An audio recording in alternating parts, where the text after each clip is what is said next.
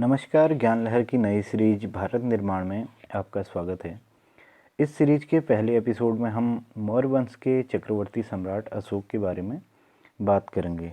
तो शुरू करते हैं आज की वीडियो। आज से लगभग 2300 साल पहले अशोक महान का जन्म हुआ था। इनका जन्म मौर्य सम्राट बिंदुसार के यहाँ हुआ था। बिंदुसार के बड़े पुत्र का नाम सुसीम था और बिंदुसार सुसीम को ही राजगद्दी देना चाहते थे। इसके पश्चात कुछ समय बाद बिंदुसार की मृत्यु हो जाती है और सभी भाइयों के बीच गृह युद्ध छिड़ जाता है। इसी युद्ध को जीतने के पश्चात मौर्य साम्राज्य के तीसरे शासक के रूप में अशोक गद्दी पर बैठते हैं। यह अशोक के शासन की शुरुआत होती है यहीं से।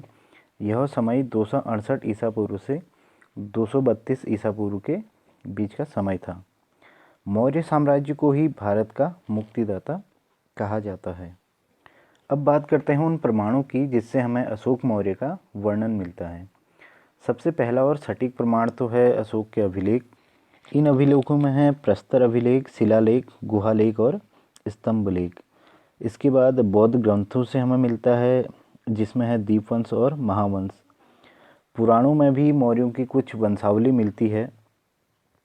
अशोक वदन और दिव्य वदन में भी अशोक का वर्णन मिलता है। आज से लगभग 2300 साल पहले 304 ईसा पूर्व में आधुनिक बिहार के पाटलिपुत्र पटना में अशोक का जन्म हुआ था। अशोक की पहली पत्नी का नाम देवी था जिससे महेंद्र और संघमित्रा का जन्म हुआ था। इसके बाद दूसरा विवाह असंधमित्र के साथ हुआ। इसके अलावा कौरव की एक रानी थी जिससे राजकुमार तीवर का जन्म हुआ और एक रानी पद्मावती का वर्णन भी मिलता है जिससे राजकुमार कुणाल का जन्म हुआ। अशोक के अगर उपाधियों की बात करें तो प्रियदर्शी और देवनाम प्रिय अभिलेखों में मिलता है, जो ज़्यादातर अभिलेखों में इनकी उपाधियां हैं, और अशोक वर्धन पुराणों में मिलता है। अशोक के कुल 33 अभिलेख प्राप्त हुए हैं। इसमें स्तंभों, दीवारों, गुफाओं, चट्टानों एवं बड़े पत्थरों पर मिले हैं। इनकी खोज सबसे पहले टी पैंथेलर ने 1750 ईस्वी में की थी और इनको पढ़ने में जो सफलता प्राप्त की थी वो जेम्स प्रिंसेस ने 1837 में इन्होंने सफलता पाई थी। अभिलेखों की अगर भाषा की बात करें तो ये भारत और भारत के बाहर अभिलेख भी मिले हैं। तो इसमें प्राकृत भाषा जो ब्राह्मी लिपि में लिखी है, उसके बाद उत्तर पश्चिम प्राकृत है जो खरोष्टी लिपि में लिखी है। इसके अलावा यूनानी भाषा और अरेमिक भाषा भी मौजूद है। अब बात करते हैं अशोक के शासनकाल की। अपने भाइयों के साथ उत्तराधिकार का युद्ध जीतने के पश्चात अशोक का राज्याभिषेक होता है। यह युद्ध लगभग 4 वर्षों तक चला। बौद्ध ग्रंथों के अनुसार अशोक ने अपने 99 भाइयों की हत्या कर दी थी इस उत्तराधिकार के युद्ध में, जबकि तिब्बती लेखक तारानाथ कहता है कि अशोक ने अपने सिर्फ 6 भाइयों की ही हत्या की थी और बाकी भाइयों ने अशोक के सामने आत्मसमर्पण कर दिया था। यही वर्णन अशोक अपने 5वें बृहद शिलालेख में भी करता है। अपने सेनापति राधागुप्त की सहायता से राजकुमार सुसीम को अशोक गद्दी से उतार देता है और 268 ईसा पूर्व में अपना राज्याभिषेक करवा लेता है। तिब्बती लेखक तारानाथ ये वर्णन करता है कि अशोक गद्दी में बैठने के पश्चात भोग विलास में ही लिप्त रहा, जिस टाइम उसे कामाशोक कहा जाने लगा था। इसके बाद उसने बहुत ही क्रूरतापूर्वक शासन किया जिस कारण उसे चंड अशोक कहा गया और बाद में वह बौद्ध बन गया। अब बात करते हैं अशोक के जीवन के सबसे महत्वपूर्ण युद्ध की। यह युद्ध था कलिंग का युद्ध। 260 ईसा पूर्व में यह युद्ध लड़ा गया था।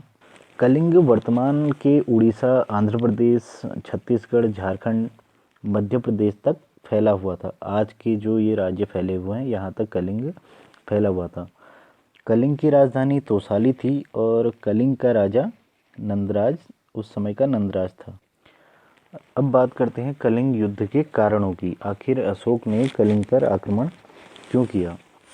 सबसे पहले तो हो गया अशोक का साम्राज्य विस्तार। इसके बाद जो दक्षिण भारत की तरफ जाने वाले रास्ते थे, स्थल और जल मार्ग, उन पर कलिंग का अधिकार था। यह अधिकार अशोक अपने हाथों में लेना चाहता था। तीसरा है दक्षिण पूर्वी देशों से संबंध बनाने में सुगमता हो जाती थी, क्योंकि मार्ग जो था वो कलिंग के अंडर था और कलिंग पर कब्जा करने के बाद बहुत सारा मार्ग भी अशोक के अंडर में ही हो जाता। युद्ध तो अशोक ने जीत लिया, पर इसके जो परिणाम थे वह बहुत ही दुखदाई थे। इसमें लगभग 1 लाख लोग मारे गए थे और 1.5 लाख से भी अधिक सैनिक जो थे वो बंदी बना लिए गए थे। इसी युद्ध के पश्चात अशोक ने आजीवन युद्ध न करने की भी घोषणा की और यहीं से अशोक का हृदय परिवर्तन शुरू हो गया। इतिहासकार बताते हैं कि यहीं से मौर्य साम्राज्य के पतन की घड़ी भी शुरू हो गई थी। भाब्रू अभिलेख में यह वर्णन मिलता है कि 2 वर्षों के पश्चात अशोक बौद्ध भिक्षु उपगुप्त के प्रभाव में चला गया। इसी कारण उसने बौद्ध धर्म अपना लिया और वह बौद्ध का अनुयायी बन गया। 250 ईसा पूर्व में अशोक के द्वारा पाटलिपुत्र में तीसरी बौद्ध संगीति का भी आयोजन हुआ। इसी बौद्ध संगीति की समाप्ति के पश्चात अशोक ने प्रतिष्ठित बौद्ध भिक्षुओं को चुनकर अपने देश में और विदेशों में भी बौद्ध धर्म और अपने धम्म के प्रचार के लिए भेजा था। तो आज की वीडियो में फ़िलहाल इतना ही। वीडियो अगर पसंद आए तो वीडियो को लाइक कीजिए, शेयर कीजिए और साथ ही साथ चैनल ज्ञान लहर को सब्सक्राइब भी कर लीजिए। मिलते हैं नेक्स्ट वीडियो में, तब तक के लिए नमस्कार।